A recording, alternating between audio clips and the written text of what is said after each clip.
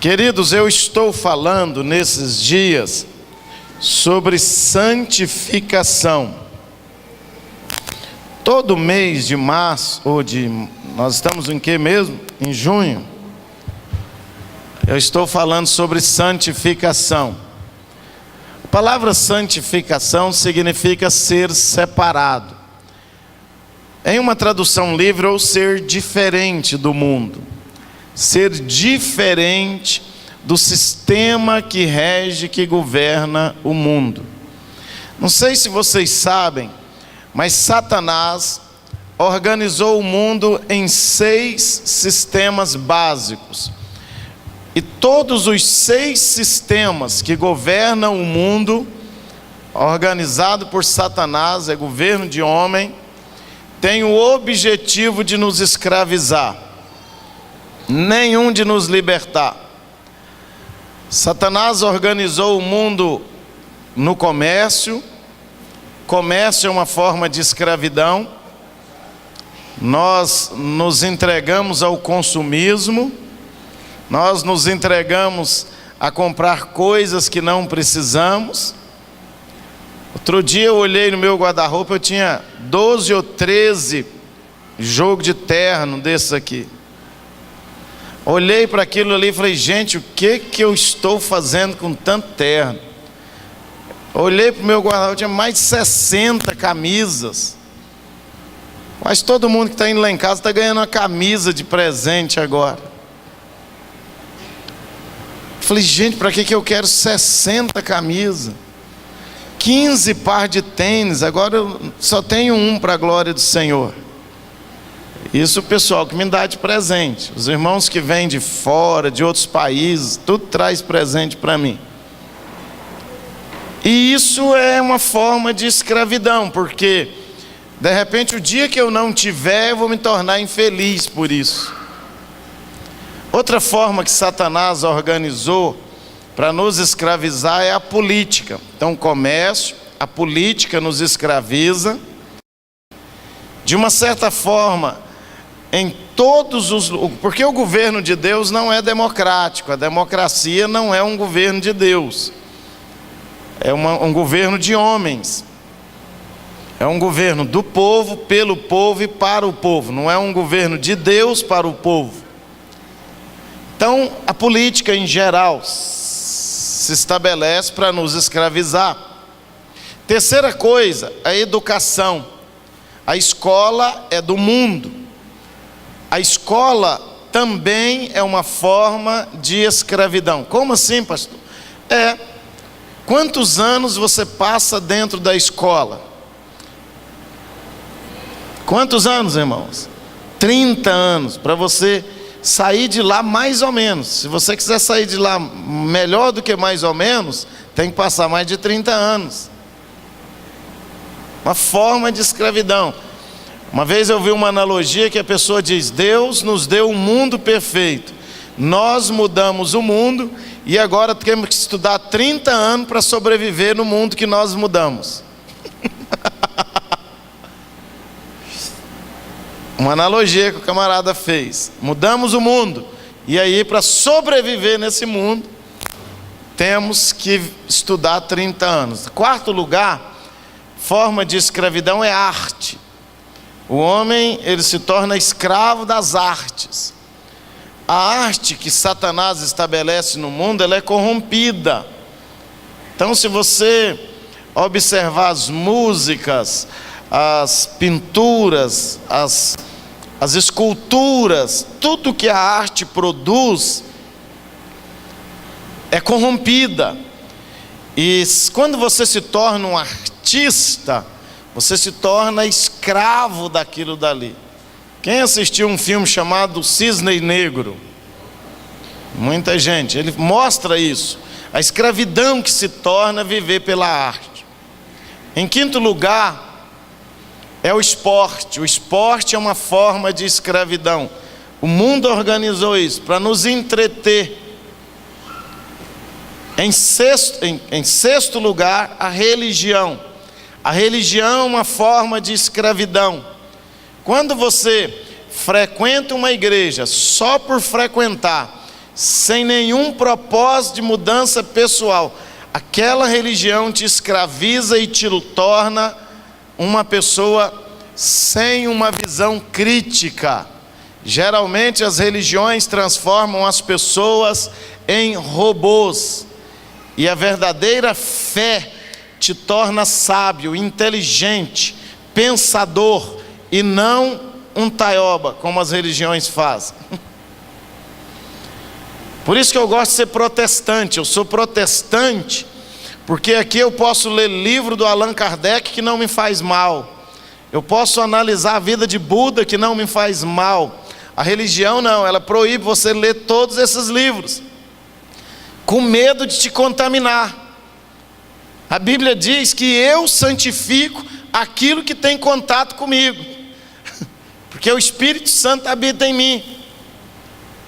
Então, o cristão protestante não tem medo.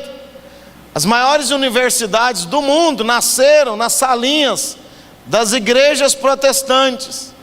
Os maiores cientistas do mundo cresceram dentro das igrejas protestantes, porque nós não temos medo de enfrentar dogmas, de enfrentar crítica, de enfrentar coisas que venham de alguma forma questionar a nossa fé, porque quem tem fé em Jesus tem uma fé inabalável.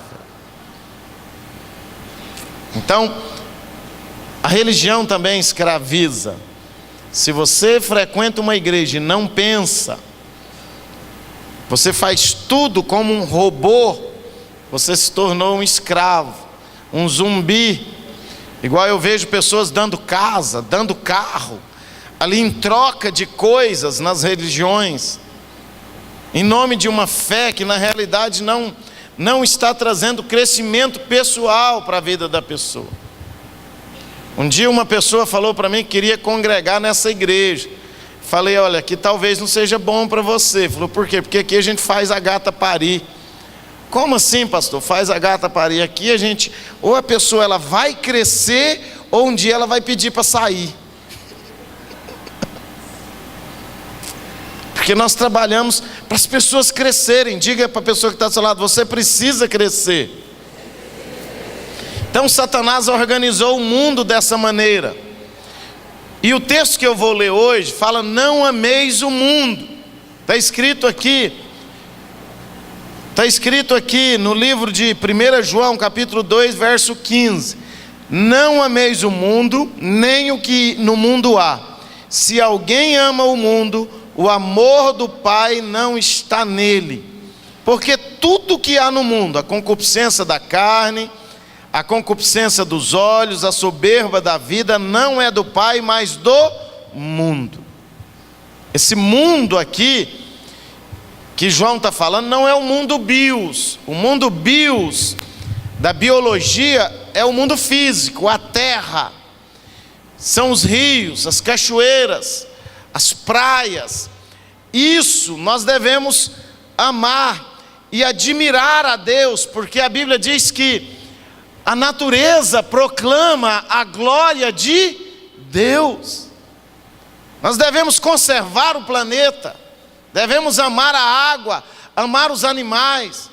Mas o mundo que João está falando aqui é o mundo cosmos, é o mundo como ele está organizado.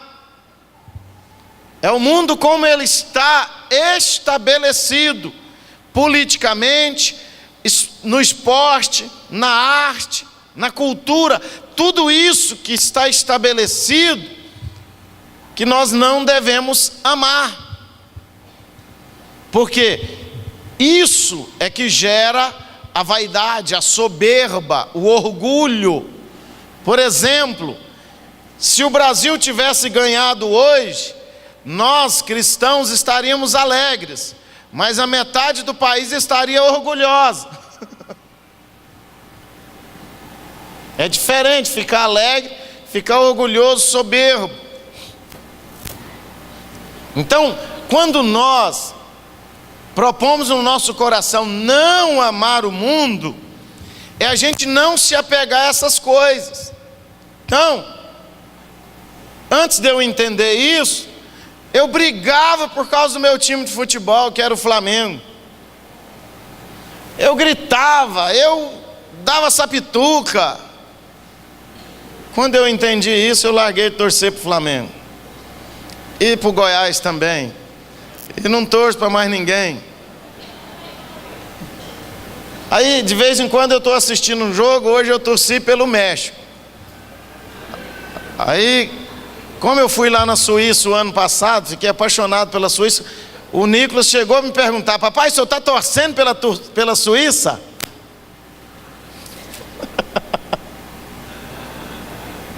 País fantástico, todo mundo crente, para a glória do Senhor.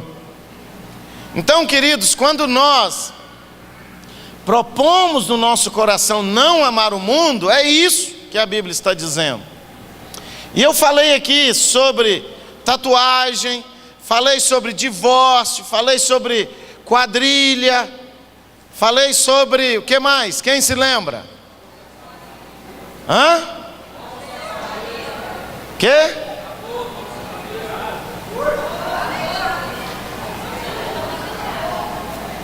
Então, todas essas coisas existem para nos escravizar.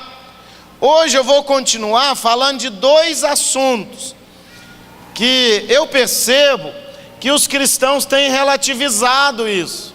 Quando eu me converti, irmãos, antes de eu me converter, eu jogava baralho, jogava truque. Quem já jogou truque aqui? Diga amém. Que eu sei que você, depois que virou crente, não joga mais. Então, antes de eu ser crente, eu jogava truque. E aí, todo mundo que estava na mesa comigo, a gente xingava de ladrão. Quem joga truque, xinga o outro de ladrão. Xinga ou não xinga? Xinga. E a Bíblia diz que quem é o ladrão? Quem é o ladrão? O diabo. Aí eu passei para crente, passei para a lei dos crentes. Eu tinha 19 anos. Nunca mais joguei truque, para a glória do Senhor. E isso, naquele tempo, crente não fazia isso. Só que o que prova a nossa fé é o tempo. Fala para a pessoa que está do seu lado: que prova a sua fé é o tempo. Que prova a sua fidelidade é o tempo. E eu entendi que eu não deveria mais praticar isso. E eu fiz aqui alguns estudos, eu vou ser bem rápido nesse, porque eu quero me dedicar ao segundo tópico. Por que eu parei de jogar baralho? Porque é uma forma de bruxaria. Antes de eu ser crente, eu já fui espírita. E lá no centro espírita, a gente fazia adivinhação com baralho. Com valete, com reis, com 7 copas. O baralho, ele não foi criado para ser algo para se jogar, mas para se fazer adivinhação, para se praticar bruxaria. O camarada que criou o baralho no ano de 1300, ele criou para afrontar Deus. Ele coloca uma afronta diante de Deus. Ele coloca o rei, ele coloca o valete como um palhaço, representando Jesus. Toda vez que você olhar para o valete, o cara que criou aquela porcaria estava dizendo que Jesus era um palhaço. Por isso que as pessoas cristãs dos séculos passados não jogavam, porque fazia parte de uma afronta ao cristianismo. A Bíblia fala no livro de Deuteronômio que essas práticas que as nações da terra faziam eram abominação. Olha só: não haverá no vosso meio nem encantador, nem quem consulte o espírito adivinhador, nem mágico, nem quem consulte os mortos. Você não vai fazer o teu filho passar pelo fogo, não vai mexer com o adivinhador, Deuteronômio 18:10, nem prognosticador, nem agoureiro e nem feiticeiro. Isso é o que a Bíblia diz. Agora, pastor, por que eu não posso? Porque é um jogo de azar. Fala para a pessoa que está do seu lado: baralho é jogo de azar. E crente não tem azar, crente não tem sorte e crente não tem azar, crente tem bênção, amém? É abençoado. Sorte e azar trabalha na sua estima. O camarada que vai jogar e que só perde, a estima dele vai lá embaixo, vai ou não vai? Vai lá embaixo. E ele sai dizendo que ele é um azarado.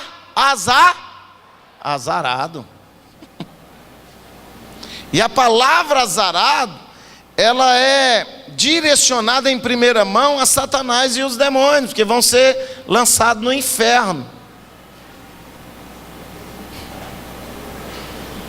Então é um jogo de azar, não é um esporte, não depende de habilidade.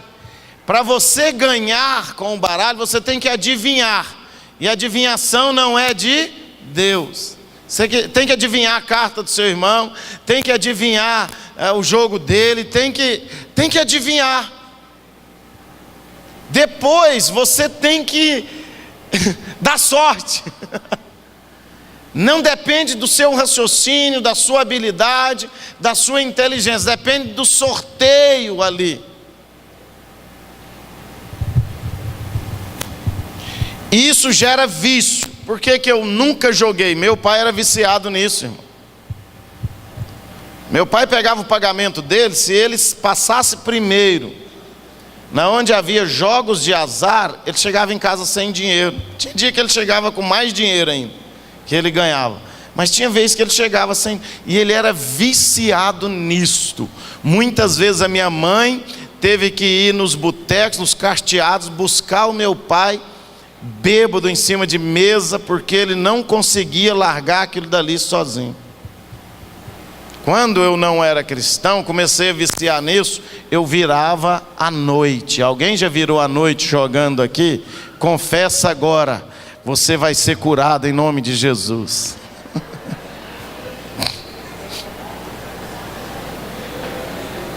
Sabe que jogos de azar, eles são tão viciantes, e eles roubam tanto das pessoas, que é uma das formas de maior arrecadação de lucro do mundo. Os cassinos dão muito dinheiro, porque trabalham com jogo de azar.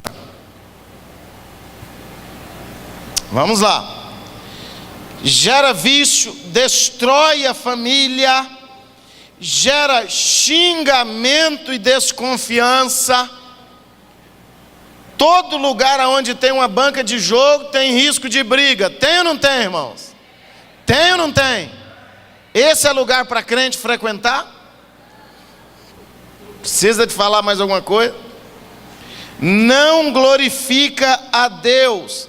Não é um esporte, é um jogo de azar. Gera pobreza. Eu conheço gente que perdeu tudo numa banca de jogo. Quantos conhecem? Conheço gente que perdeu até a casa de morar em banca de jogo. Porque o vício, o orgulho de achar que a próxima vez ele vai ganhar, leva a isso. Em oitavo lugar, alimenta a máfia.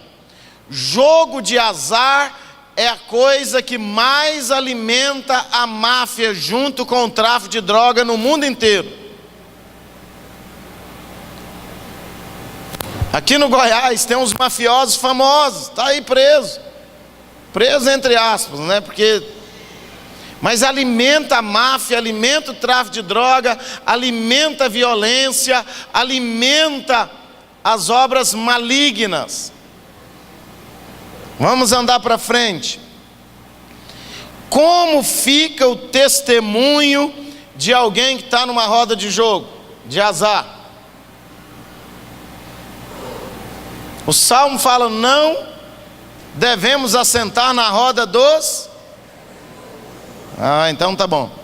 E também não contribui com a sociedade. Lá no Congresso Nacional, a bancada cristã vive tentando barrar a implantação de cassinos no Brasil.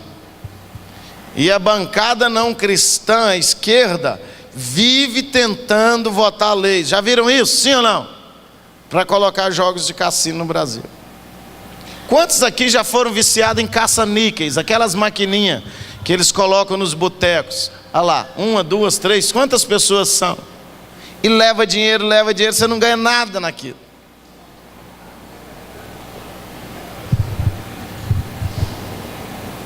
E a gente tem que prestar atenção em tudo isso. Tem gente que é viciada em videogame. Tem muita gente viciada em videogame. Destruição, matar. É um problema sério. Está te escravizando. A segunda coisa que eu quero falar hoje, eu vou me deter mais tempo aqui, porque isso daqui tem pegado muitos cristãos. É sobre bebidas alcoólicas, drogas e glutonarias. Eu tenho um parente que ele trabalha fazendo festa, tem um buffet. E muitas vezes eu conversava com ele e ele falava assim: de vez em quando eu faço festa para crente. Aí eu perguntava: como é a festa dos crentes? Não, a festa dos crentes é boa demais. Acaba meia-noite. Meia-noite e meia já acabou tudo. Quem bebe fica a noite inteira, até amanhecer o dia, perturbando a gente aqui. É mesmo, né? Crente não bebe. Falou: não bebe não, mas o que eles comem vale pelo que não bebe. Come até morrer. Vai embora para casa meia-noite, mas vai igual um baiacu. Oh Jesus, tem misericórdia de mim. Qual que é a diferença entre quem bebeu? Nenhuma. Se você comeu para morrer e o outro bebeu para morrer, o pecado foi o mesmo.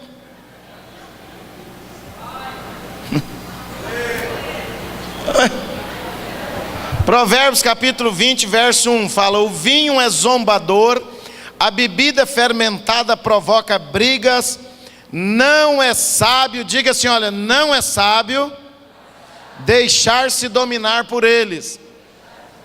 Efésios 5,17: portanto não sejam insensatos, mas procurem compreender qual é a vontade do Senhor. Não se embriaguem com vinho, que leva à libertinagem, mas deixe-se encher pelo Espírito. Aí tem um tanto de crente invocado agora. Satanás cria umas armadilhas. Sabe qual que é o problema do pecado, irmãos? Por exemplo, eu não considero que se você me der uma dose de vinho aqui, eu beber, eu vou estar pecando, não. Considero isso não. Mas sabe qual que é o problema? É a brecha que abre. É o pecado que fez parte agora da sua vida. É o pecado que agora se tornou rotineiro. Aí, o que a gente faz quando existe a possibilidade? Nem abre a porta, nem experimenta, nem dá lugar, nem toca naquilo. Por quê? Porque o pecado, uma vez concebido no coração, logo ele é consumado na prática.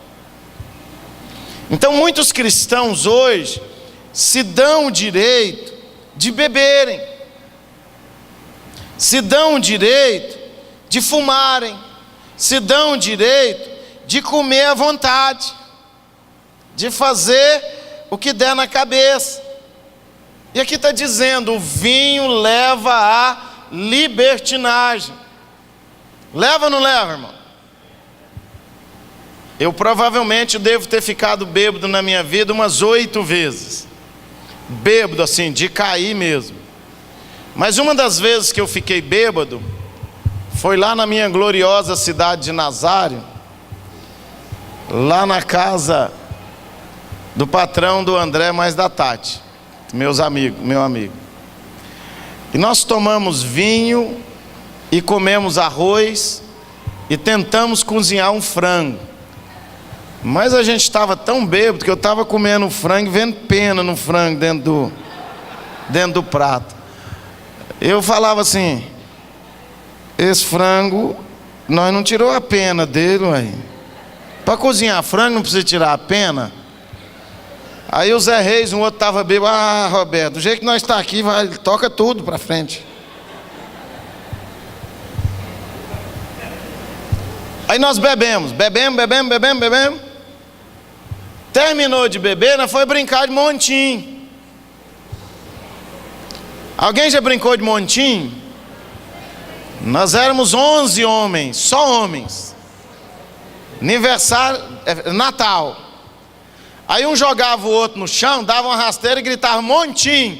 Aí todo mundo vem caindo em cima. Já brincou de montinho, gente? É uma anarquia. Faz isso não. Quem fica por baixo sai de lá destroncado. Terminamos de brincar de montinho e fomos para a praça. Todo mundo bêbado. Tinha bebido um garrafão de vinho. Chegou lá na praça. Antes de eu chegar na praça, eu vomitei.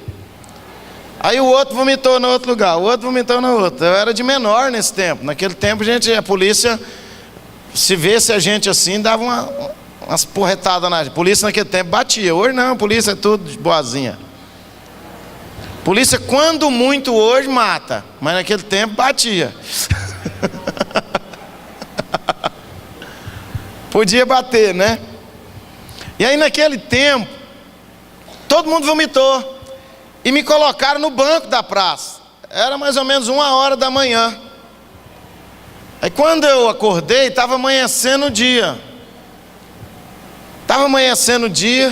E os meus colegas que não apagou, falou: ei, Roberto, buliram com você aí, molestaram sexualmente você, os cachorros lambeu a sua boca. Eu estou falando molestar, mas naquela época eu usava uma palavra mais pesada. Alguém já passou por essa humilhação, irmãos? Se eu fui molestado aquela noite, tem a motivação correta. Ainda que alguém usasse todos os argumentos teológicos, porque na Bíblia fala do vinho como a bebida da alegria, como a bebida de Deus, como a bebida da celebração, está na Bíblia. Mas tem que prestar atenção: que tipo de vinho? O que está acontecendo ali? Porque o que Satanás faz é pegar as coisas boas que Deus criou e usurpar. É ou não é verdade? Sim ou não? Ele pegou a arte. Deus é um artista ou não é um artista? Sim ou não? E usurpou. Ele pegou o esporte e usurpou. Ele pegou a educação e usurpou. Porque a educação é algo que Deus trabalha na nossa vida. Deus fala: ensina as crianças, eduque elas no caminho que elas devem andar. Mas Satanás usurpou a educação e se tornou um instrumento de escravidão. Pastor, então o senhor quer que eu saia da faculdade? Não, irmãos, para sobreviver nesse mundo, a Bíblia fala assim, que Jesus orou assim: eu não peço que o Senhor os tire do mundo, porque é impossível você viver no mundo sem ser tocado pelo mundo. Você precisa estudar porque o mundo está exigindo isso. Não é Deus que está te exigindo isso hoje. O mundo não tem como você viver sem ser tocado, manipulado ou manipulá-lo. Mas a Bíblia diz: eu não peço que o Senhor os tire do mundo, mas que o Senhor os livre do mal. Livre do mal. Jesus vai livrar você do mal. Ah, pastor, então o esporte é do mundo, eu não posso mais jogar a minha bola. Não, tem que jogar, para você ter saúde, mas não pode ser escravo daquilo. Você não pode trocar aquilo por Jesus. E eu quero terminar essa fase aqui fazendo a revisão dessa última fase desse último versículo aqui, ó. Todas as coisas me são lícitas, mas nem todas as coisas me convêm. Todas as coisas me são lícitas, mas nem todas as coisas edificam. Quem ama Jesus leva uma vida jejuada. Fala para a pessoa que está do seu lado: quem ama Jesus leva uma vida jejuada. Ah, mas eu larguei isso por Jesus, eu larguei aquilo. Alguém falou isso com Jesus. Larguei mãe, pai, por amor. Não há ninguém que tenha largado pai, mães, amigos, tenha deixado de fazer coisas que gosta por amor a Jesus, que não tenha recebido até 100 vezes mais. Então, diga para o irmão que está do seu lado: toda cervejinha que você largar de beber por Jesus, Jesus vai te recompensar com coisas melhores. Você largou, você abandonou os vícios por amor a Jesus, Jesus vai te recompensar. Posso ouvir amém? Posso ouvir amém? Então diga assim: pastor, eu não faço e agora sou contra fazer também. Ensinar a sua geração, ensinar a próxima geração. Vamos voltar para a santificação, para aquilo que é puro, para aquilo que é santo. E eu creio que outra vez vereis a diferença entre o que serve a Deus e o que não serve. Todas as coisas me são lícitas, mas nem todas me convêm. Vamos orar? Vamos orar? Eu peço que você fique de pé, por favor. E se há algo que você precisa se arrepender nesta noite, ore se arrependendo. Peça perdão.